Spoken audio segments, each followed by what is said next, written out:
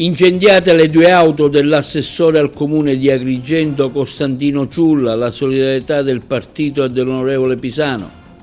Un cadavere trovato nella notte di sabato in zona Cannelle a Porto Empedocle, il quarantenne Alfonso Spalma, ancora vane le ricerche di Marianna Bello a Favara, ritrovata la giacca.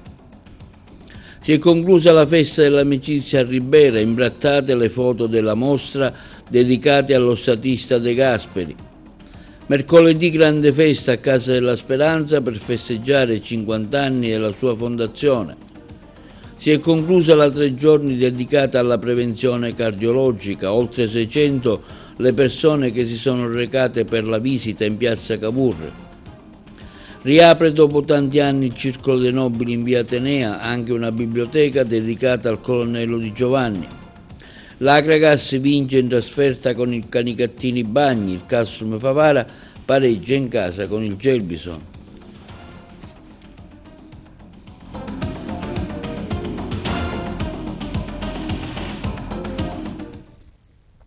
Buongiorno, benvenuti con un nuovo appuntamento di oggi, 6 ottobre, lunedì. Le automobili di proprietà dell'ex assessore e della moglie sono state distrutte da un incendio la cui natura è adesso al vaglio dei carabinieri. È successo verso l'una di notte tra domenica e lunedì in via Michele Amari nel quartiere di Villa Seta. Il servizio. Le automobili di proprietà dell'ex assessore e della moglie di Costantino Ciulla sono state distrutte da un incendio la cui natura adesso è al vaglio dei carabinieri. È successo verso l'una della notte tra domenica e lunedì in via Michele Amari nel quartiere di Villa Seta. In fiamme la BMW X3 dell'ex componente della giunta Miccichè e la Peugeot 206 della coniuge. Sul posto, lanciato l'allarme, sono intervenuti i vigili del fuoco del vicino comando provinciale. Le cause del rogo sono ancora in corso di accertamento, nessuna ipotesi al momento esclusa dagli investigatori, compresa quella del fatto doloso. Costantino Ciulla, ricordiamo che è stato assessore alla cultura del comune di Agrigento fino alla scorsa settimana, quando il sindaco Franco Miccichè gli ha revocato le deleghe.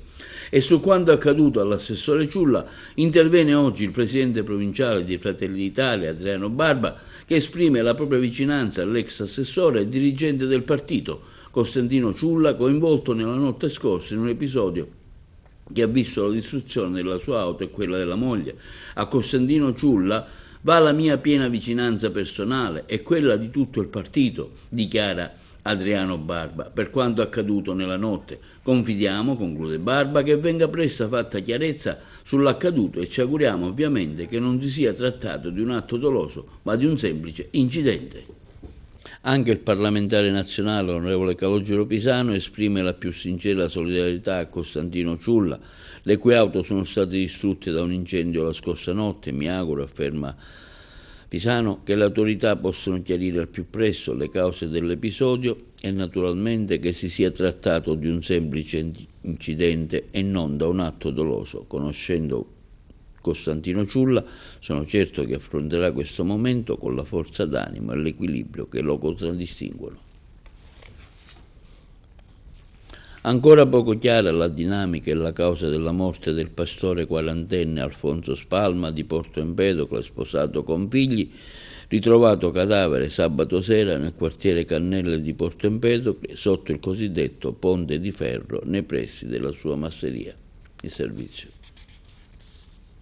Il cadavere di un quarantenne è stato rinvenuto nella notte di sabato nel quartiere Cannelle di Porto Empedocle, sotto al cosiddetto ponte di ferro. La vittima è Alfonso Spalma, un pastore ma anche cameriere in un noto ristorante di Porto Empedocle. Una morte che al momento risulta essere davvero misteriosa, nel vero senso della parola. La dinamica di quanto accaduto è ancora al vaglio degli investigatori. Gli elementi fino ad ora accertati sono questi. Spalma aveva con sé un fucile, ma fino alla serata di sabato non sono stati visibili evidenti colpi di arma da fuoco sul cadavere. Questo non vuol dire che l'ipotesi non sia da escludere, ma al momento non è accertata e bisognerà attendere il responso del medico legale per sciogliere qualsiasi dubbio. Il quarantenne, secondo le prime informazioni, veniva da una battuta di caccia. Il corpo è stato ritrovato nei pressi di un furgoncino Sul posto si sono recati i carabinieri del nucleo operativo radiomobile e il magistrato di turno. I soccorritori hanno ritrovato la giacca che dovrebbe appartenere a Marianna Bello, la 38enne di Favara, dispersa da mercoledì mattina. Il capo di abbigliamento era in mezzo al fango prima del depuratore incontrata a Esachimento. Non dovrebbero esserci dubbi che appartenga alla casalinga, madre di 3 figli. Anche per il 5° giorno di ricerca le forze messe in campo con il coordinamento della prefettura di Agrigento non si sono fermate un solo attimo. Decine e decine di vigili del fuoco, personale della protezione civile, carabinieri, poliziotti e finanzieri, unità cinofile hanno perlustrato la vasta zona.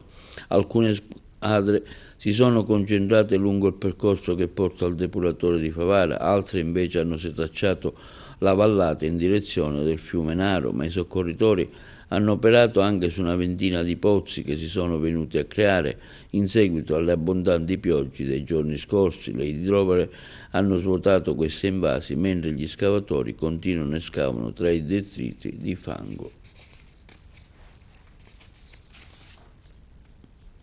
Si è conclusa la festa dell'amicizia della Democrazia Cristiana a Ribera, una 3 giorni dedicata a dibattiti, incontri e spettacoli con l'obiettivo di promuovere il confronto su temi cruciali e rafforzare il senso della comunità. L'onorevole Paci. Alla festa dell'amicizia della Democrazia Cristiana, la politica ritrova il suo volto più autentico, quello dell'ascolto, del dialogo e della partecipazione. Un incontro tra idee, persone e valori, per riportare al centro l'umanità nella politica. Il Presidente Cuffaro dice sempre di voler portare un po' di umanità nella politica. Penso che noi della Democrazia Cristiana ci stiamo sforzando. Questa festa deve servire anche questo, a umanizzare la politica, stare assieme alle persone, condividere progetti, condividere anche le delusioni e soprattutto sapere ascoltare. Pochi partiti ormai ascoltano, la maggior parte ci lanciano sempre messaggi da Twitter a Facebook o a TikTok. Noi siamo invece il partito dell'ascolto, con le segreterie aperte. In ogni comune c'è un direttivo, un segretario di partito democraticamente eletto. Vogliamo essere migliori? No, vogliamo essere soltanto quel tassello nella politica siciliana e italiana che vuole contribuire a migliorare la qualità della vita dei siciliani e degli italiani. E sempre a Ribera imbrattati 4 pannelli della mostra dedicata a De Gasperi, la politica come servizio, allestita presso la chiesa Maria Santissima del Rosario. L'allestimento è uno degli eventi della festa dell'amicizia, che si è conclusa domenica. Qualcuno ha imbrattato la faccia di De Gasperi, un pannello che inneggia alla pace e disegnato con un pennarello i simboli della stella e della falce e martello. Il gesto vandalico offende non solo la memoria di uno statista esemplare, ma anche il senso civico e il rispetto per la cultura e la storia repubblicana, hanno dichiarato Totò Cuffaro, segretario nazionale della DC, e l'onorevole Carmelo Pace, capogruppo della DC all'AS. Colpire De Gasperi significa colpire i valori fondanti della nostra Repubblica: libertà, solidarietà, impegno per il bene comune. La Democrazia Cristiana non si lascerà intimidire da simili atti di inciviltà. Continueremo a promuovere la memoria, il pensiero e l'eredità morale di Alcide De Gasperi con ancora maggiore determinazione. La politica del servizio, come insegnava De Gasperi, è più forte di ogni provocazione. E si terrà mercoledì 8 alle ore 17, in occasione dei 50 anni di vita della Casa della Speranza, un'interessante iniziativa dal tema I 2 Apostoli della Carità, Monsignor Angelo Ginex e il professor Vincenzo Reale, fondatori della struttura di accoglienza. Le interviste. Mercoledì 8 una bella festa per ricordare i 50 anni della fondazione di Casa della Speranza. Che messaggio lanciare, Presidente?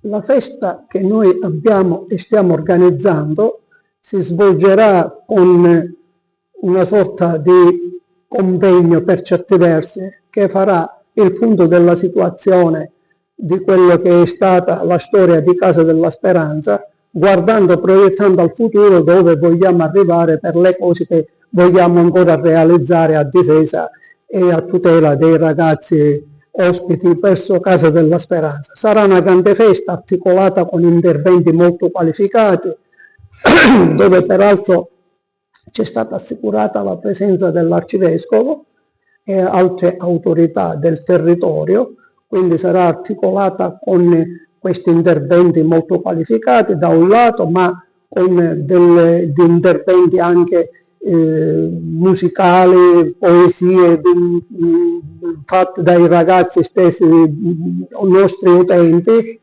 Insomma, ci saranno tante cose, sarà abbastanza lunga e corposa come momento di festa. È una festa importante perché 50 anni sono tanti e lì si ripercorre un po' la storia vissuta dal 1975 ad oggi. Siamo con la dottoressa Silvia Cacciatore, terapista della riabilitazione qui alla Casa della Speranza. Ecco, cosa rappresenta la riabilitazione cognitiva per gli utenti della Casa della Speranza, dottoressa? Allora, la riabilitazione cognitiva è un intervento, è uno strumento essenziale per le persone affette da disabilità intellettive e da disturbo dello spettro autistico, proprio come quelle accolte all'interno di Casa della Speranza.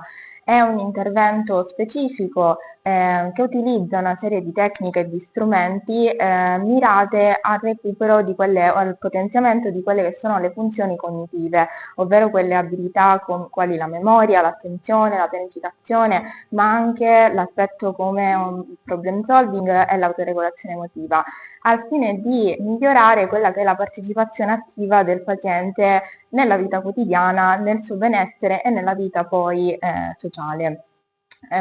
Si tratta di un intervento personalizzato, ovviamente inquadrato da parte di una presa in carico di un'equipe multidisciplinare che nasce da un'attenta valutazione di quelli che sono i bisogni e le capacità dell'utente.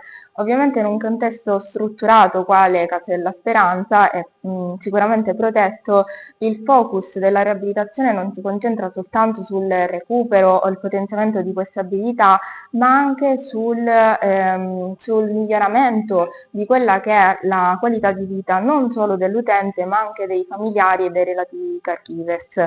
Quindi in sintesi la riabilitazione è un intervento costante che parte proprio da ciò che l'utente sa fare e può migliorare piuttosto che concentrarsi su quelle che sono le difficoltà, valorizzando ogni piccolo progresso e con l'ottica di migliorare la qualità di vita ma anche il senso di autoefficacia percepito.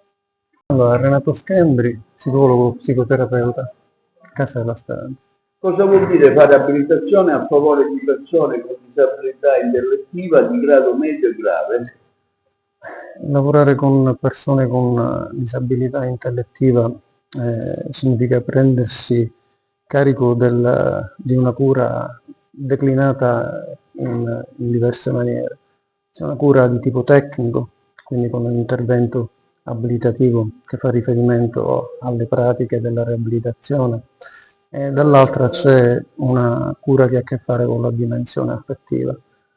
Nel primo caso si fa ricorso alle pratiche tradizionali o a quelle più specifiche che hanno a che fare con la riabilitazione dell'autonomia cognitiva, delle abilità sociali, l'abilità motoria, eccetera.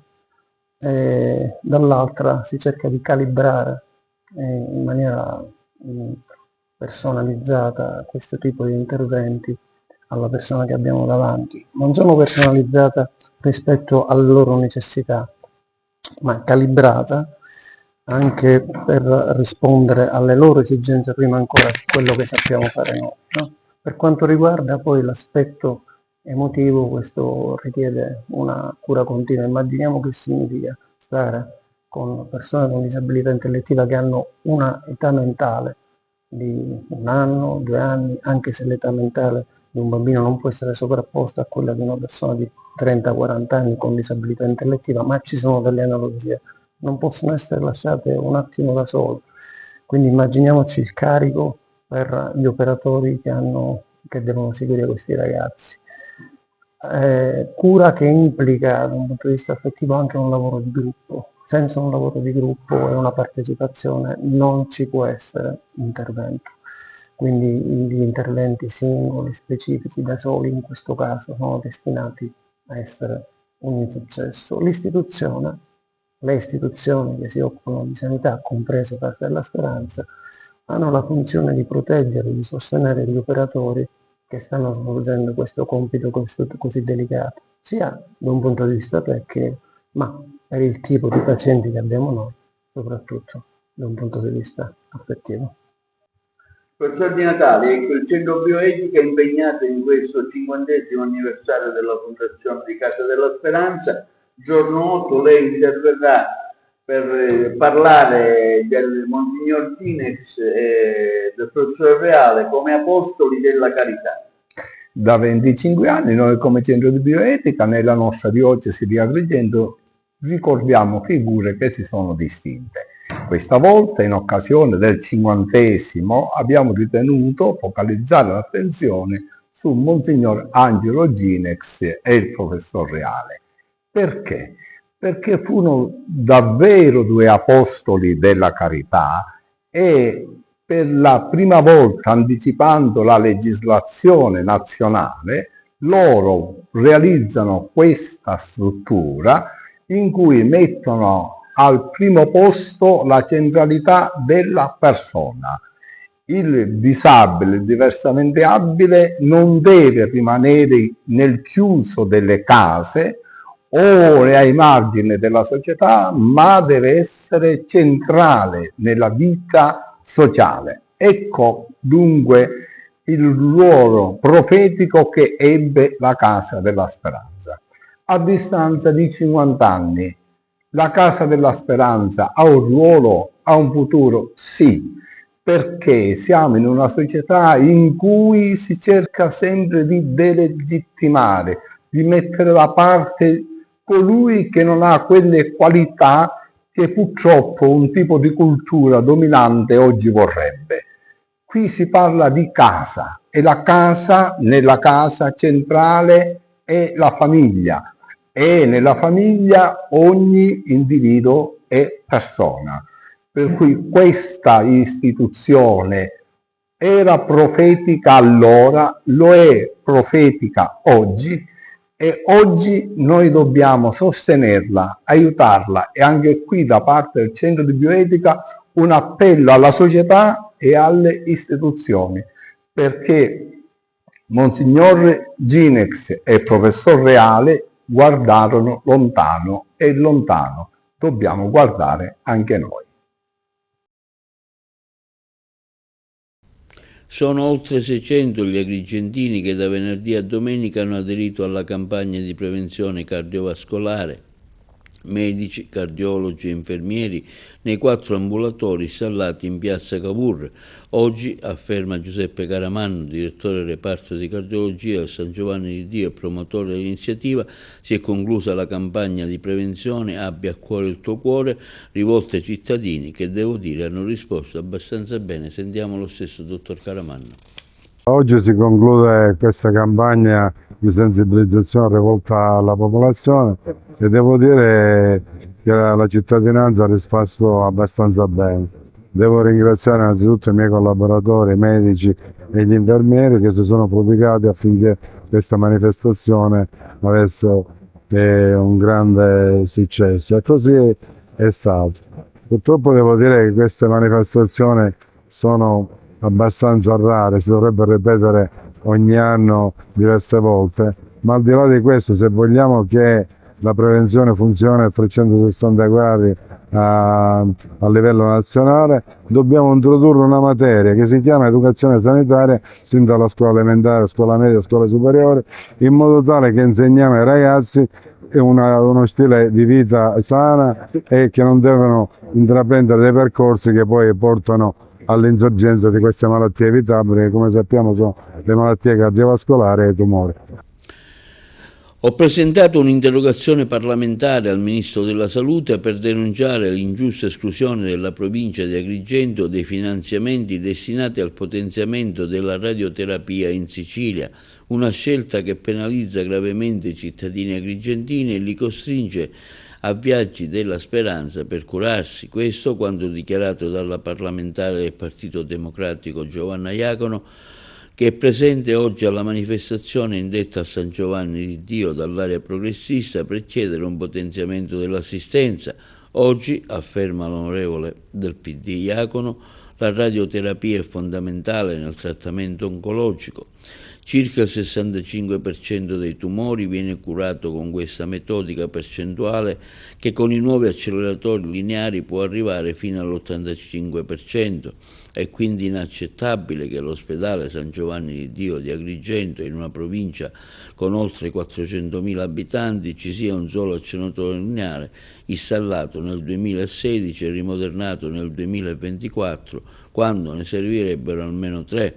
Ho chiesto, conclude l'onorevole Iacono, al Ministro di spiegare i criteri adottati, di intervenire subito per garantire ad Agrigento almeno 2 nuovi acceleratori lineari nel rispetto del diritto costituzionale alla salute e alla equità del Servizio Sanitario Nazionale.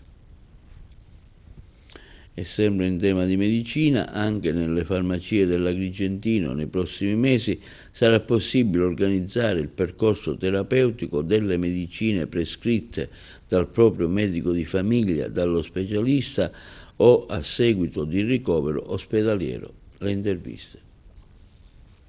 Il deblistering è un nuovo servizio che si aggiunge già a tutti quelli che le farmacie oggi offrono. Nei prossimi mesi sicuramente potremo offrire questa nuova opportunità destinata soprattutto ai pazienti fragili, ai caregiver che spesso hanno difficoltà per somministrare la terapia a pazienti appunto in politerapia. Sappiamo che molte persone pigliano più farmaci, prendono più farmaci durante il giorno. Il seminario di oggi, molto importante, è destinato ai farmacisti della nostra provincia, perché un farmacista preparato, un farmacista informato è sicuramente un farmacista che darà garanzie sul servizio offerto. Siamo riuniti qua presso l'Ordine dei Farmacisti proprio per spiegare e farci spiegare da eminenti personalità del settore come fare al meglio questo servizio, che sicuramente troverà posto in quasi tutte le farmacie della provincia. Nella domenica di oggi, presso la nostra sede dell'Ordine dei Farmacisti di Agrigento, stiamo tenendo una riunione di formazione degli iscritti relativamente al deblistering. Cosa sarebbe il deblistering? È una nuova possibilità che è proprio prevista dalla nuova legge sulla farmacia dei servizi relativamente alla riconciliazione terapeutica. Cosa vuol dire riconciliazione terapeutica? Cioè, molto spesso il cittadino, uscendo dallo studio di uno specialista o di un medico di medicina generale, si presenta in farmacia e chiede al farmacista quella che deve essere il percorso terapeutico, come deve essere seguito tutto il percorso di presa in carico o di mettere in campo i consigli ricevuti nell'assunzione delle pillole o delle fiale o di tutte le forme farmaceutiche che gli sono state prescritte da parte del medico nella 24 ore. E quindi questa legge sui servizi, che è stata tanto voluta dai farmacisti e che è già una realtà in tantissimi paesi sia dell'Europa che fuori dall'Europa, prevede la possibilità al farmacista di poter predisporre un percorso terapeutico del paziente, predisponendogli un contenitore con dentro tutte le medicine distribuite nell'arco delle 24 ore che dovranno essere assunte dal paziente. Questo rappresenterà un aiuto notevole soprattutto nei confronti di quei soggetti che hanno una certa età e che molto spesso non riescono ad seguire con attenzione e nelle ore previste dal piano terapeutico in maniera corretta tutto il percorso clinico e di assunzione delle medicine. quindi sarà un aiuto fondamentale che le farmacie potranno dare nei confronti delle RSA, ma anche nei confronti di tutte quelle persone allettate o che hanno avanti negli anni hanno al loro interno una serie di patologie di natura ostruttiva a livello broncopatico o diabete o antipertensivo, e quindi sono costretti ad assumere almeno 7-8 differenti medicine nell'arco della giornata. In questa maniera il farmacista sarà nelle condizioni di potergli spiegare in maniera attenta e caricare all'interno di un contenitore già predisposto tutte le compresse o le varie tipi di forme farmaceutiche che potrà acquisire. Ovviamente questa che noi stiamo facendo oggi è una fase di studio, non sarà reperibile già da domani in farmacia, ma insieme l'Ordine Nazionale dei Farmacisti, insieme al Ministero e insieme alla Commissione che sta stilando tutte le procedure, metterà in campo, e quindi credo che nei prossimi mesi, ci auguriamo, già siamo a completamento del 2025, durante il 2026 potrà essere reperibile in tutte le farmacie della provincia con una sua organizzazione molto chiara e con dei protocolli che vengono condivisi tra il Ministero, le farmacie e il sindacato dei farmacisti, in maniera tale che lo svolgimento e l'assunzione di questi farmaci avvenga in maniera corretta e non ci siano degli errori, ma soprattutto non ci siano degli sconfezionamenti di medicine, che molto spesso avviene, e un abuso di farmaci, ma soprattutto più che abuso di farmaci parliamo di un non corretto utilizzo dei farmaci, aumentando quelli che sono i costi a carico del Servizio Sanitario Nazionale. Quindi, in conclusione, i farmacisti studiano in maniera costante per venire incontro alle esigenze del cittadino da un lato e dello Stato, del Servizio Sanitario dall'altro lato, per abbattere i costi di gestione della stessa spesa farmaceutica.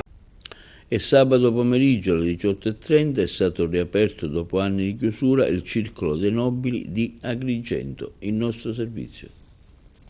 Sabato pomeriggio alle 18:30 in via Atenea è stato riaperto dopo anni di chiusura il Circolo dei Nobili di Agrigento, con l'inaugurazione della mostra Archivi Invisibili di Marlina Marchica a cura di Tiziana Bonsignore, per la 21ª giornata del contemporaneo, quindi la posa del libro e l'inaugurazione della biblioteca intitolata al colonnello Giuseppe Di Giovanni, a comunicarlo il presidente del circolo Giuseppe Zegretti con la figlia Maria Luisa. Presenti all'evento le figlie del colonnello Di Giovanni, tra cui Patrizia, che ha illustrato come all'interno del circolo ha trovato posto una biblioteca intitolata al padre, che si propone quale preziosa occasione di studio e di approfondimento per ricercatori appassionati o semplici lettori desiderosi di avvicinarsi alla storia di Agrigento e della sua provincia, indagando i profili storici, archeologici e topografici. Io ho chiesto la possibilità di avere il primo libro, di fare la posa del primo libro, e quindi adesso Patrizia Vitellaro Di Giovanni ci onorerà, faremo la posa del primo libro, consegnando, e questo è un invito a tutti coloro che volessero partecipare alla raccolta di questa biblioteca di alto livello di archeologia, storia dell'arte, topografia e quanto altro possa avere a che fare con Agrigento e la sua provincia. È un onore per me quindi accompagnarti e facciamo la prossima libro.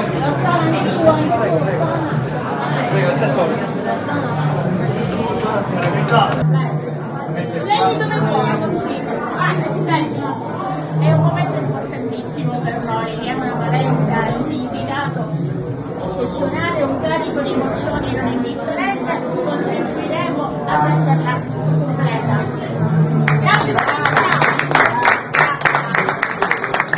Linea alla regia per la pubblicità.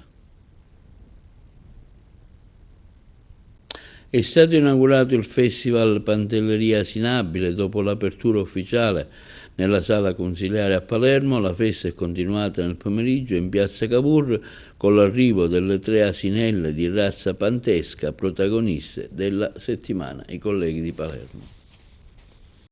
Con una inaugurazione in sala consiliare e una grande festa in piazza Cavour è iniziato ufficialmente Pantelleria Sinabile, un'iniziativa per e con la comunità organizzata da Comune, Parco Nazionale, Dipartimento Regionale dello Sviluppo Rurale e Territoriale Servizio 17 per il territorio di Trapani e l'Associazione Asineria Asini di Reggio Emilia. Una preziosa sinergia di coprogettazione fra istituzioni, operatori economici e mondo creativo delle associazioni locali. Un evento che durerà una settimana, in cui le vere protagoniste sono le 3 asinelle di razza pantesca che nel pomeriggio di ieri sono giunte in piazza dopo una transumanza da Punta Spadillo in compagnia delle guide del parco e di numerosi cittadini e turisti. Con il loro arrivo e il taglio del nastro da parte del commissario straordinario del Parco Nazionale Italo Cucci ha avuto inizio la festa fra stand creativi, istituzionali, di associazioni locali, mostre fotografiche di altre realtà sinine d'Italia e l'immancabile buon cibo reggiano e pantesco, che sancisce il gemellaggio anche culinario fra 2 realtà apparentemente lontane ma molto affini e strettamente interconnesse. Un'iniziativa che vede tutti impegnati per la crescita dell'isola, un festival che proietta in avanti verso un futuro in cui si potranno avviare attività di pet therapy oltre a quelle educative e ludico-ricreative, insieme all'empatico asinello pantesco, grazie alla formazione di operatori in questo specifico settore. Questo festival asinabile a Pantelleria ci fa riscoprire l'asino e lo fa riscoprire soprattutto alle generazioni come i miei figli, i miei nipoti, che chiaramente non l'hanno mai conosciuto. Per noi ha un significato storico importantissimo. Se andiamo indietro anche semplicemente forse di 80-90 anni, l'asino era parte integrante della famiglia pantesca, era compagno di ventura, di lavoro e di tutto il resto. Un anno l'alberello, un anno l'asinello. Sono 2 eventi che mi danno il piacere di essere arrivato a occupare questo posto di responsabilità al parco. E insieme al Comune nate queste 2 iniziative che sono portatrici di allegria, di serenità, di piacere di vivere in un posto dove si possono anche godere certe situazioni. E tutto questo è un pensiero che dedico a quelli che sono preoccupati che il parco non si interessi troppo di cose serie. Di cose serie ce ne interessiamo tutti i giorni.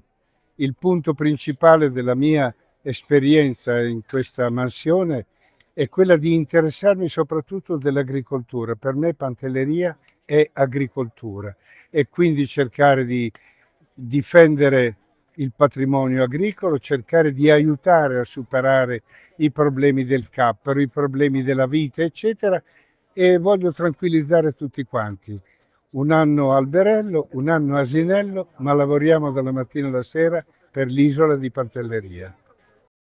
Passiamo a quest'ampia pagina dello sport. Partita senza storia per l'Akragas di Sebbi Catania, che al comunale di Canicattini Bagni sfodera una super prestazione, finisce con il risultato di 4-0 per l'Akragas con la tripletta di Lopez e una rete di Tripoli. Appuntamento a domenica prossima all'Esseneto contro il Noto Calcio.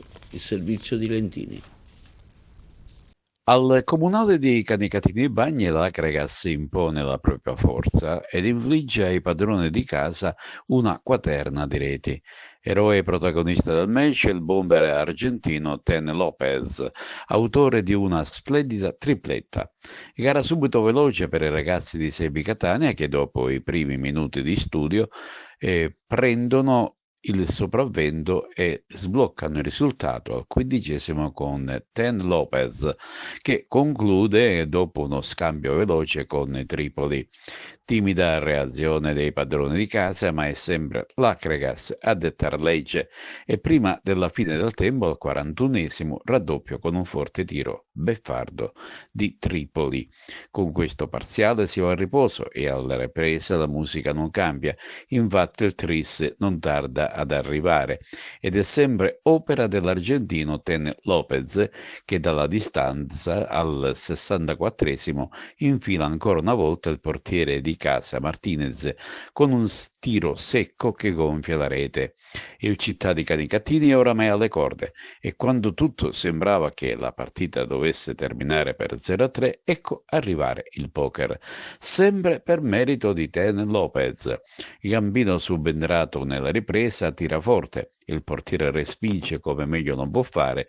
In agguato Ted Lopez, era l'86esimo, insacca senza problemi. Applausi scroscianti alla fine per il team biancazzurro dal gruppo dei tifosi a seguito, ma anche dallo sportivissimo pubblico locale. Appuntamento è per domenica prossima all'Esseneto contro il Notocalcio per la terza giornata di campionato. Acregas a punteggio pieno in classifica generale, pur se in condominio con altre 3 squadre. Veramente oggi nei primi 15 minuti, 20 minuti non ero affatto soddisfatto assolutamente, perché eravamo secondi sempre dopo, non abbiamo vinto contrasti, e queste partite se le approcci così poi fai fatica. È chiaro che poi l'abbiamo strameritata la vittoria, perché abbiamo giocato, abbiamo creato tanto, ripeto, non posso rimproverare mai l'impegno a questi ragazzi che non l'hanno mai fatto, però è chiaro che se noi vogliamo ambire a qualcosa di importante, determinate partite le devi approcciare meglio, non si possono perdere tutti quei contrasti. Ecco il discorso del vento che ha disturbato molto la partita all'inizio, quindi bisognava giocare palla a terra, e comunque a palla a terra sono arrivati poi i pericoli e sono arrivati anche gol. Guarda, vento, noi non dobbiamo avere nessun alibi, non possiamo pensare né al vento né alla pioggia né alla neve, noi dobbiamo pensare solamente a giocare, ad adattarci a quella che è la categoria e ad adattarci a quello che è il campionato. Il campionato è un campionato fatto di aggressività e noi oggi i primi 20 minuti non ci siamo fatto trovare pronti. Compattezza e qualità poi dopo nella seconda parte di gara, quindi cosa le è piaciuto di più e cosa le è piaciuto di meno? Poi quello che è piaciuto di meno sono stato già abbastanza chiaro, poi è chiaro che dopo abbiamo creato tanto, abbiamo fatto gol, l'abbiamo messa partita al sicuro e poi lì diciamo che è stato tutto in discesa, ma ti ribadisco, dobbiamo crescere, ci vuole molta pazienza, però siamo sulla strada giusta. Il lavoro della settimana è frutto anche di questi risultati? È ovvio, se tu durante la settimana lavoriamo e lavoriamo pure tanto, perché ribadisco, vincere perché ti chiami Acregas o perché ti chiami per i giocatori che abbiamo, questo non l'ha fatto mai nessuno, per cui noi se dobbiamo vincere, se vogliamo fare qualcosa di importante, lo dobbiamo fare solo ed esclusivamente attraverso il lavoro. Ciao, come stai? Sì, certo che sono contento perché per un attaccante è importante segnare, però mi lascia tranquillo che tutti sappiamo cosa dobbiamo fare dentro del campo. Se vinciamo quello è lo importante per me e per tutti, perché siamo una squadra che dove va cerca di portare un buon risultato per llevare a casa. Nella prima parte di gara arrivavate secondi sulle seconde palle, appunto, questo ha fatto arrabbiare un po' il mister, che cosa vi siete detti poi? No, ho detto di stare un po' più concentrato, però penso che abbiamo fatto in generale una partita ottima. Una bella intesa con Tripoli? Sì, con Tripoli, dopo Peppe che sempre sta lì con noi, siamo 3 attaccanti che il mister è il che mette al campo e stiamo a disposizione per farlo della miglior maniera possibile. 2 partite, 2 vittorie, ma quali sono le insidie di questo campionato?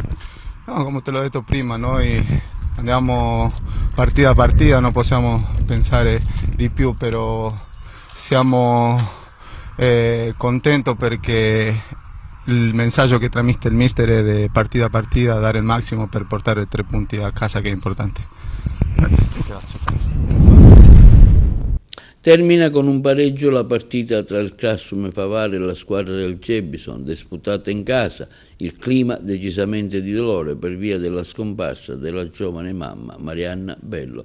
Ce ne parla meglio Giuseppe Moscato. Un clima surreale, una cappa di tristezza, nessuna musica di intrattenimento organizzata dalla società della Castrum Favara nella partita contro il Gelbison.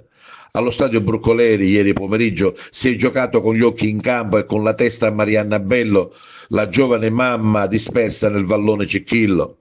I tifosi della curva nord all'ingresso delle squadre in campo hanno esposto uno striscione con la scritta "Uniti nella speranza". Dal punto di vista sportivo un pareggio che lascia l'amaro in bocca in casa giallo-blu, ma un punto alla fine importante per l'economia della classifica. Se poi si considera la forza e l'organico dell'avversario, il debutto di Nicolò Terranova è più che positivo. Finisce così a reti inviolate la gara contro i campani allo stadio Broccoleri. Il nuovo tecnico sceglie di confermare in gran parte l'11 già rodato, con la sola novità dell'inserimento di Mendes in attacco al posto dello squalificato Nacho Varela.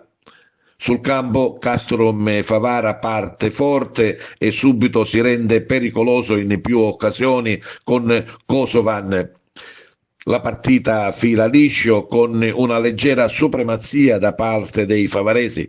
Il secondo tempo cambia forse un po' di tono, con i campani che salgono in cattedra e in più occasioni vanno in avanti rendendosi pericolosi. Ma la vera occasione ce l'ha il Castrum Favara, che prende addirittura una traversa. Ma nonostante il pareggio, la squadra esce tra gli applausi del pubblico, circa 800 spettatori, che ha apprezzato l'impegno e la voglia di reagire. I segnali positivi ci sono, ma serve maggiore concretezza sotto porta per trasformare le occasioni create in punti pesanti. Mercoledì si ritorna subito in campo per la Coppa Italia alle Broccoleri e di turno la nuova Egea Virtus. Ma sentiamo le interviste in sala stampa. Mister Terranova, hai trovato anche l'abbigliamento, la maglietta e hai trovato anche una bella squadra. Sì, ho trovato una bella squadra, lo sapevo, anche perché chi mi ha preceduto lo conosco abbastanza bene. Quindi oggi mi preme fare complimenti a chi fino a sabato scorso ha allenato questa squadra, perché come ho detto ieri in conferenza stampa è una squadra che ha una grande dote, che è quella del coraggio e della dignità umana, quindi quando ci sono queste cose per un allenatore diventa tutto più facile. Un pareggio che forse stava un po' stretto? Sì, se andiamo a guardare l'andamento della gara, sì, il primo tempo sicuramente potevamo fare qualche gol in più, o addirittura potevamo fare 1 o 2 gol. Poi il secondo tempo abbiamo rischiato pure di perderla, quindi nell'economia del campionato è un punto che ci tiriamo stretto, un punto importante contro una squadra che ha investito tanto in questo campionato. Rode un po' non vincere le partite, però si poteva anche perdere. Tu hai visto il Favara dalla tribuna come spettatore, magari spettatore interessato, adesso l'hai seguita in panchina e c'è un po' di differenza. Interessato perché quando siamo fermi dobbiamo guardare un po' di partite, non c'era nessuna programmazione nell'andare a vedere il Favara. Come ho visto il Favara ho visto la Nis, ho visto altre squadre, altre partite, altri campionati, quindi non c'era nulla di preparato. Questa è una squadra che secondo me ha grande prospettiva, è una squadra che però va completata nel suo organico, una squadra che ha poca esperienza. Damin, sembra che niente sia successo in questa settimana, siete scesi in campo motivati, forti, avete giocato e forse un pareggio che vi sta stretto. Ma intanto buonasera a tutti, non è cambiato niente perché fortunatamente siamo tutti ragazzi maturi che pensiamo che alla fine andiamo in campo per noi stessi, e quindi se perdiamo noi e se vinciamo noi.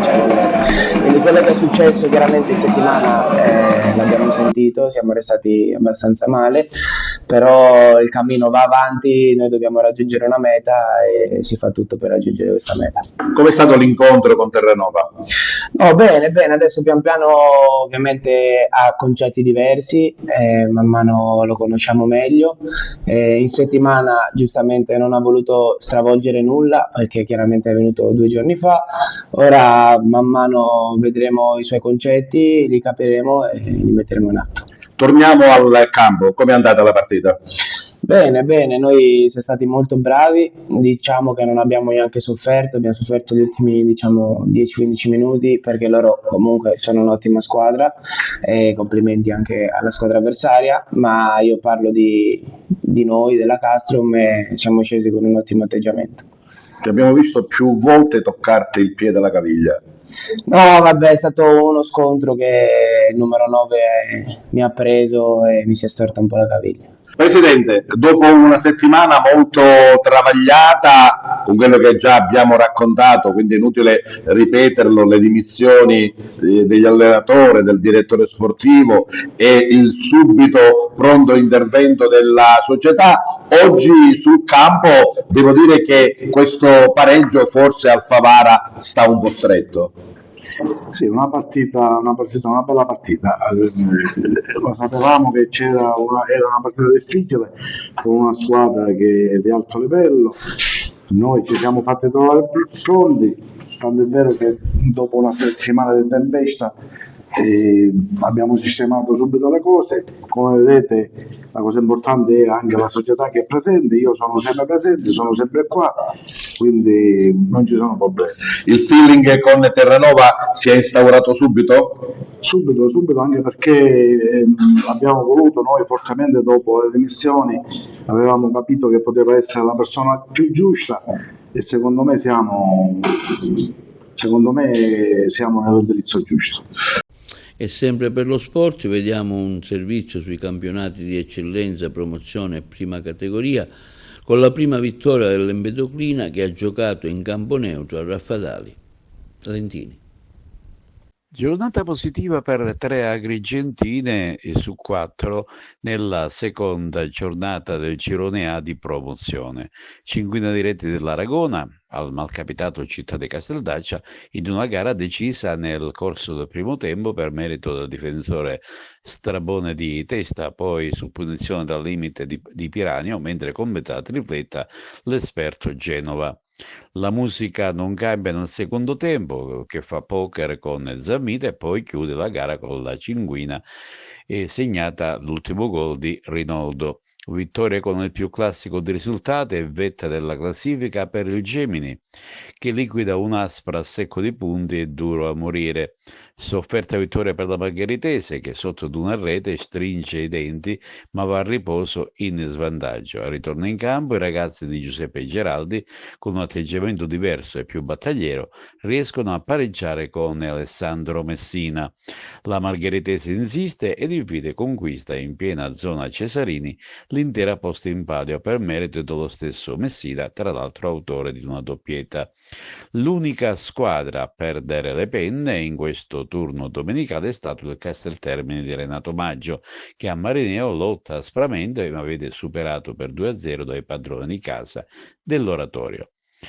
Ed ora occupiamoci di eccellenza. In eccellenza, preziosa vittoria del Licata ai danni della Parmonval e vetta della classifica conquistata, seppur in condominio con altre 3 squadre, tra le quali l'Unitas Sciacca. Nell'anticipo del sabato il Camarat espugna il rettangolo di gioco del Cus Palermo e si posiziona al secondo posto ad un solo punto dalla vetta. Infine l'Unitas Sciacca che passa a Montelepro grazie al penalty trasformato da Desiderio Garufo. E concludiamo con la prima categoria, Girone B. Sul neuro di Raffadali l'Empedoclina assapora la gioia della vittoria, superando per 2-1 il Città di Castellana grazie alle reti di Agnello e Valenti. Bella affermazione esterna per il Cianciana che supera il locale Collesano per 2-5. Vince anche l'Alessandria della Rocca in casa con il Colomba Bianca. Cianciani ed Alessandria della Rocca in vetta a punteggio pieno. Nel prossimo turno l'Empedoclina impegnata a Prizzi, l'Alessandria della Rocca in casa con il Vellabate, Cianciana tra le mura amiche con lo Sporting Termini. E questo è tutto per l'edizione di oggi. Vi ricordiamo che i nostri programmi si possono vedere in tutta Italia sul canale 268 del digitale terrestre, per chi ha le smart TV in streaming sul sito www.televideoagrigento.tv e il telegiornale sul canale 93 di Video Sicilia alle 15 alle 20 e replica la mattina alle 9. Inoltre i nostri servizi si possono visionare sul canale YouTube di TVA Televideo Agrigento. E questo è tutto per oggi e vi auguriamo una buona serata.